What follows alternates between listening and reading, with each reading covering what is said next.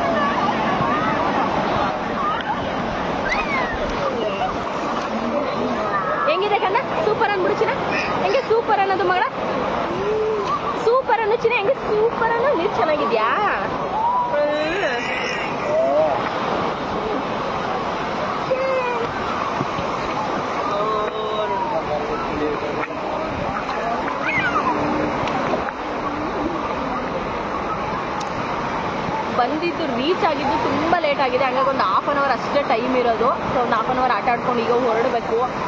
View ಕೂಡ ತುಂಬಾ ಚೆನ್ನಾಗಿದೆ. ಈ ಟೈಮಿಗೆ ಬಂದರೆ ಸ್ವಲ್ಪ ಬೇಗ ಬರಬೇಕಿತ್ತು, ಲೇಟ್ ಆಗೋಯ್ತು. ಸೊ ಮಕ್ಕಳೆಲ್ಲ ಸ್ವಲ್ಪ ಎಲ್ಲೆಲ್ಲ ತಿನ್ನಿಸ್ಕೊಂಡು ಬರೋ ತನಕ ನೋಡಿ ಎಷ್ಟು ಚೆನ್ನಾಗಿ ಅನಿಸಿದೆ ಅಂತಂದರೆ ಫುಲ್ ಫ್ಯಾಮಿಲಿ ಬಂತು ಅಂತಂದರೆ ಎಂಜಾಯ್ ಮಾಡಿಕೊಂಡು ಟೆಂಪಲ್ನು ಕೂಡ ವಿಸಿಟ್ ಕೂಡ ಮಾಡ್ಬೋದು. ಒಂದು ನಿಮಿಷ ಹಸ್ಬೆಂಡ್ ಕರೀತಾ ಇದೆ.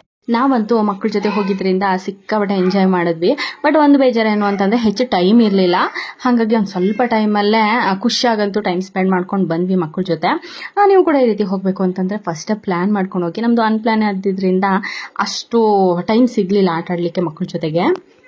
ಈ ರೀತಿಯೆಲ್ಲ ಆದಷ್ಟು ಟೈಮ್ ಸಿಕ್ಕಿದಾಗ ಹೊರಗಡೆ ಎಲ್ಲ ಹೋಗಿ ಬಂತು ಅಂದರೆ ನಮಗೂ ಸ್ವಲ್ಪ ಚೇಂಜಸ್ ಆಗುತ್ತೆ. ಜೊತೆಗೆ ಮಕ್ಳಿಗೂ ಹೊರಗಡೆ ವಾತಾವರಣಕ್ಕೆ ಈಗಲಿಂದನೇ ಅಡ್ಜಸ್ಟ್ ಆಗಲಿಕ್ಕೆ ತುಂಬಾ ಹೆಲ್ಪ್ ಮಾಡುತ್ತೆ. ಇದ್ರ ಜೊತೆಗೆ ಒಂದಷ್ಟು ವಿಡಿಯೋಸ್ಗಳು ಫೋಟೋಸ್ಗಳನ್ನೆಲ್ಲ ತೊಗೊಂಡು ಫ್ರೆಶ್ ಅಪ್ ಆಗೋಣ ಅಂತ ಹೊರಡ್ವಿ. ಆ್ಯಂಡ್ ಈ ವಿಡಿಯೋ ನಿಮಗೆಲ್ರಿಗೂ ಇಷ್ಟ ಆಗಿದೆ ಅಂತ ಅಂದ್ಕೊಂಡಿದ್ದೀನಿ. ಇಷ್ಟ ಆದರೆ ಪ್ಲೀಸ್ ಒಂದು ಲೈಕ್ ಮಾಡಿ. ನಿಮಗೇನಾದ್ರೂ ಈ ವಿಡಿಯೋ ಏನಾದರೂ ಯೂಸ್ಫುಲ್ ಅಂತ ಅನಿಸಿದ್ರೆ ಮತ್ತೊಬ್ಬರಿಗೆ ಶೇರ್ ಮಾಡಿ. ಹಾಗೆ ಹೊಸದಾಗಿ ನನ್ನ ಚಾನಲ್ನ ನೋಡ್ತಾ ಇದ್ದರೆ ಚಾನಲ್ನ ಸಬ್ಸ್ಕ್ರೈಬ್ ಮಾಡ್ಕೊಂಡು ನೋಡಿ ಅಂತ ಹೇಳ್ತಾ ಈ ವಿಡಿಯೋನ ನಾನು ಇಲ್ಲಿಗೆ ಎಂಡ್ ಮಾಡ್ತಾ ಇದ್ದೀನಿ. ಸಿಗೋಣ ಒಂದು ಹೊಸ ವಿಡಿಯೋದಲ್ಲಿ. ಅಲ್ಲಿ ತನಕ ಎಲ್ರಿಗೂ ನಮಸ್ಕಾರ. ಹೀಗೆ ನೋಡ್ತಾರೆ, ಹೀಗೆ ಸಪೋರ್ಟ್ ಮಾಡ್ತಾರೆ. Thank you all.